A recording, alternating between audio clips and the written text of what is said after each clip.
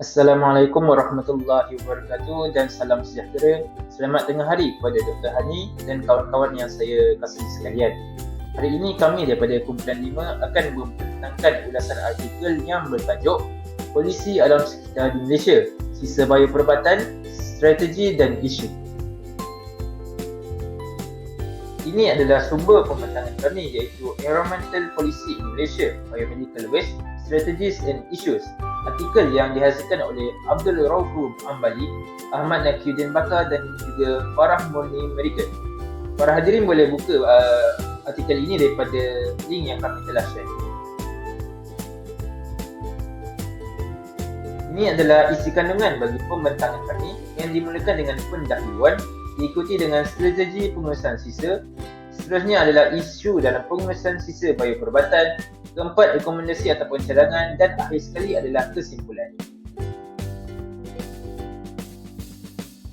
Kumpulan kami terdiri daripada 5 orang ahli. Yang pertama adalah Nur Effendi bin Nahad, yang kedua Muhammad Hafizuddin bin Anwar, yang ketiga Suhaimi bin Muhammad Sad, yang keempat Syekh Ahmad Haikal bin Abbas, dan yang kelima saya sendiri iaitu Muhammad Nur Hazim bin Muhammad Razali. Yang pertama ialah pendahuluan. Sisa bioperubatan ialah semua sisa yang dihasilkan oleh hospital, klinik, pejabat doktor dan doktor gigi, klinik veterina dan makmal penyelidikan.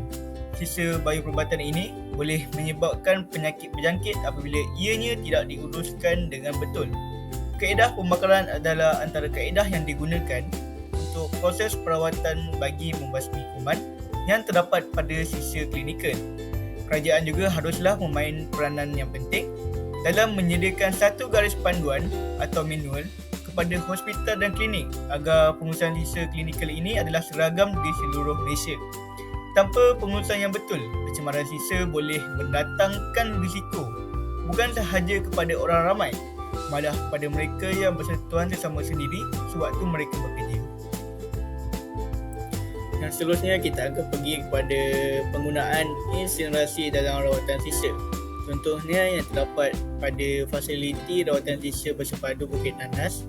Ianya mempunyai pelbagai kemudahan seperti pembakaran pada suhu yang tinggi, perawatan fizikal dan kimia. 5 insinerator berkapasiti 20 hingga 500 kg sejam telah digunakan untuk menguruskan semua jenis sisa bioperubatan. Kerajaan telah membelanjakan sebanyak RM17 juta untuk menubuhkan 7 insinerator mini dengan kapasiti 5 hingga 20 tan sehari di Pulau Peraginan iaitu Langkawi, Labuan, Tioman dan Pangkor. Jadi kerajaan juga harus mendidik orang ramai yang beranggapan bahawa tapak perusahaan sanitari adalah lebih mesra alam dan tidak berbahaya untuk kesihatan berbanding dengan loji pembakaran. Jadi kerajaan mestilah memainkan peranan dalam membentukkan tanggapan yang salah ini.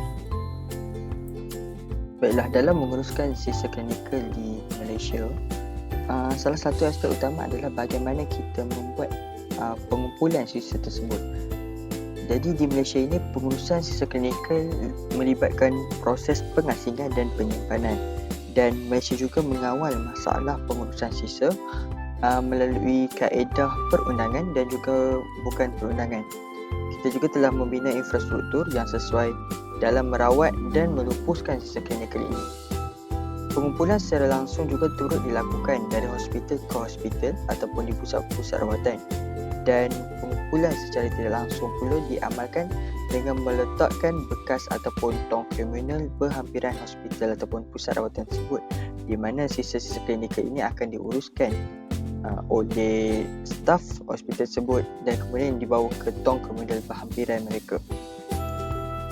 Baiklah, seterusnya antara aspek penting dalam pengurusan sisa klinikal negara kita adalah inisiatif daripada sektor swasta sendiri. Dengan adanya pelibatan daripada sektor swasta, kita dapat mengurangkan kos tanggungan kerajaan dan dalam masa sama dapat menggalakkan pelibatan dan mengukuhkan peranan pihak swasta dalam membantu kerajaan menguruskan sisa klinikal di negara kita. Jadi dengan pelibatan pihak swasta juga dapat menjadikan proses pengumpulan, pengangkutan dan pelupusan sisa klinikal ini menjadi lebih cekap dan lebih efisien, kerana pihak swasta mempunyai kecekapan yang lebih tinggi dan menyediakan perkhidmatan dengan kos yang lebih rendah. Seterusnya, dalam menggalakkan lagi pelibatan sektor-sektor swasta di negara kita, pihak kerajaan mungkin boleh memperluaskan dan memberi peluang kepada pihak swasta dengan menawarkan kontrak jangka panjang kepada mereka untuk mereka terus membantu pihak kerajaan menguruskan sisa klinikal di negara kita. Terima kasih kepada saudara Hafizuddin. Seterusnya adalah kaedah pemulihan dan kita semula bahan. Kaedah ini bertujuan untuk mengurangkan jumlah bersih sisa yang memerlukan rawatan dan pelupusan. Bagaimanakah kaedah ini dilaksanakan? Iaitu dengan cara pengurangan punca, pemulihan bahan serta penggunaan semula dan kita semula dijadikan sebagai pendekatan bersepadu, iaitu pendekatan yang paling banyak digunakan dan yang paling digalakkan. Kerajaan telah menggalakkan langkah ini dengan melancarkan semula kempen kita semula yang mensasarkan peratusan kita semula yang lebih tinggi bagi setiap tahun. Secara detailnya, dalam kempen ini, pihak kerajaan telah mensasarkan sebanyak 22% sisa untuk di kita semula, termasuk sisa klinikal menjelang tahun 2020. Seterusnya adalah kemudahan tapak pelupusan sampah. Di Malaysia ini, kaedah tip terkawal control tipping atau tapak pelupusan sanitary landfill telah diterima pakai sebagai kaedah pelupusan sisa. Beberapa tapak pelupusan sanitary yang dibina mempunyai mekanisme khas untuk menerima sisa-sisa berbahaya. Sebagai contohnya, kemudahan penjanaan elektrik yang digunakan untuk menyerap gas yang berpunca daripada sisa dan menukarkannya kepada tenaga elektrik. Oleh itu, pelbagai usaha telah dilakukan oleh kerajaan untuk meningkatkan lagi penggunaan kaedah ini di Malaysia.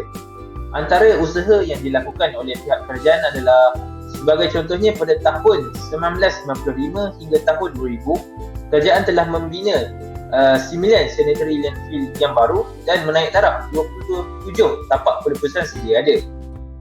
Selain daripada itu juga, pihak kerajaan dalam rancangan Malaysia ke-10 telah memulih dan menaik taraf 112 tapak pelupusan sampah yang lain. Assalamualaikum warahmatullahi wabarakatuh. Nama saya Syekh Ahmad Kabir Abbas dan hari ini saya akan membicarakan mengenai strategi ekonomi dan kewangan dalam mengurangkan sisa biometrik. Menurut artikel yang saya baca, yang pertama sekali, seharusnya industri-industri perubatan, khususnya industri perubatan swasta seperti hospital swasta dan juga poliklinik, harus mempunyai lesen, permit dan juga cas perahan untuk memastikan penggunaan berlebihan dan pembaziran input sumber asli tidak berlaku, iaitu di mana apabila cas-cas ini dikenakan kepada mereka, mereka akan lebih berhati-hati dan mereka akan lebih berfikir sebelum menggunakan sebarang peralatan yang akan menghasilkan sisa biometrik. Yang kedua, potongan cukai pencemaran dan cukai input dan amal produk yang telah digunakan untuk memastikan amalan alam sekitar yang bersih digalakkan dan diberi ganjaran. Untuk memastikan mereka melupuskan sisa-sisa itu dengan betul dan mereka menghasilkan sisa-sisa itu pada kadar yang minimum, pertama sekali potongan cukai harus dikenakan dan cukai pencemaran juga harus dikenakan untuk memastikan mereka mendapatkan sesuatu apabila mereka menguruskan sisa-sisa biometrik itu dengan betul. Dan menurut artikel yang dibaca juga, penggunaan strategi ekonomi dalam mengawal sisa biometrik di Malaysia adalah sangat rendah dan seharusnya kita mengimplikasikan strategi ekonomi dan kewangan ini pada kadar global untuk memastikan sisa biometrik yang terhasil adalah pada kadar yang minimum dan seterusnya akan mengurangkan sisa biometrik yang terhasil dan memastikan alam sekitar kita berada dalam keadaan yang sihat. Strategi kempen kesedaran juga merupakan salah satu strategi yang dinyatakan di dalam artikel ini. Dan strategi ini dan tidak lain dan tidak bukan adalah untuk mengurangkan jumlah sisa biometrik yang tidak perlu. Menurut artikel ini, penambahbaikan dalam sistem pengangkutan, penyimpanan, rawatan dan pembuangan sisa biometrik adalah perlu cekap dan teratur. Contohnya, semasa pengangkutan sisa biometrik berlaku, ia harus dilaksanakan dalam keadaan yang baik, bagus dan selamat kerana ia akan memastikan sisa biometrik itu tidak musnah ataupun rosak. Seperti contohnya, jika mengangkut ubat-ubatan, kita mesti mengangkutnya dalam keadaan yang berhati-hati agar tidak berlaku tumpahan dan sebagainya. Itu akan menghasilkan sisa biometrik yang tidak perlu. Dan kesedaran awam juga merupakan faktor utama yang akan mendorong industri perubatan swasta untuk mempraktikkan pengurusan sisa biomedia yang cekap. Jika orang awam mempunyai kesedaran yang tinggi terhadap pengeluaran sisa biomedia yang tidak perlu ini, pasti pihak-pihak pengurusan kesihatan khususnya dalam sektor swasta seperti di hospital swasta dan juga poliklinik akan mengamalkan pengurusan sisa biomedia yang cekap kerana mereka melaksanakan perniagaan dan di dalam perniagaan pelanggan adalah salah satu komponen utama untuk memastikan mereka tetap maju dan berada di hadapan. Assalamualaikum dan salam sejahtera. Saya Suhaimi. Nombor pendaftaran A183-012 akan membentangkan isu pengurusan sisa bayu perubatan. Berdasarkan kajian yang telah dijalankan, didapati bahawa sistem kutipan sisa secara relatifnya tidak cekap kerana kenderaan kutipan dan kontena tidak dipasang dengan pemadan. Memerlukan pengangkutan sisa longgar hingga mengakibatkan berlakunya kekangan ke atas kapasiti sistem kutipan. Seterusnya, kekangan keuangan dan kekurangan kepakaran teknikal dalam menghadkan keberkesanan pengurusan sisa di kawasan bandar dan juga desa di peringkat negeri.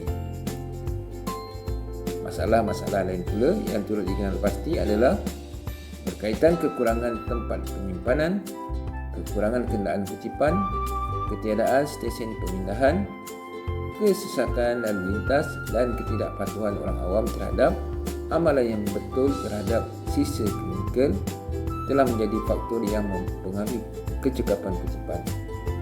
Selain daripada itu, pertindihan tanggungjawab antara pelbagai agensi kerajaan sama ada di peringkat kerajaan tempatan ataupun persekutuan turut menyumbang kepada masalah-masalah yang berkaitan. Cadangan penyelesaian. Bahan buangan yang mengelilingi maklumat sulit atau dilindungi termasuk item yang mesti dilindungi daripada disalahgunakan oleh pihak tidak bertanggungjawab perlulah dimusnahkan dengan cara yang khas. Jenis buangan tersebut mungkin termasuk rekod perubatan, spesimen klinikal dan barangan lain yang dilabel dengan maklumat pengenalan pesakit. B. Data dan sampel penyelidikan, dan C. Bahan terkawal. Seterusnya, sisa dan bahan pencemar daripada aktiviti penyelidikan bayu perubatan didapati boleh menyebabkan kerosakan kepada alam sekitar secara langsung jika dilepaskan dengan cara yang tidak terkawal atau tidak dirawat terlebih dahulu sebelum dilupuskan. Oleh itu, kemudahan dengan program pencegahan dan pengurusan sisa yang terbuka dan terurus dengan baik perlu disediakan untuk membantu mengekalkan keyakinan orang ramai terhadap program penyelidikan bayu perubatan. Jadi kesimpulannya, kerajaan telah memainkan peranan yang penting dalam pengurusan bayu perubatan dengan melibatkan pelbagai agensi. 3 polisi pengawalan telah dilakukan oleh kerajaan bagi mengawal penjanaan, pengedaran, rawatan dan pelupusan sisa berbahaya dan sekatan dengannya sejak 1989. Kerajaan juga telah menyantik 3 syarikat swasta untuk menyediakan tapak penyimpanan, pengumpulan, pengangkutan, perkhidmatan rawatan dan pelupusan untuk sisa bayu perubatan dari hospital.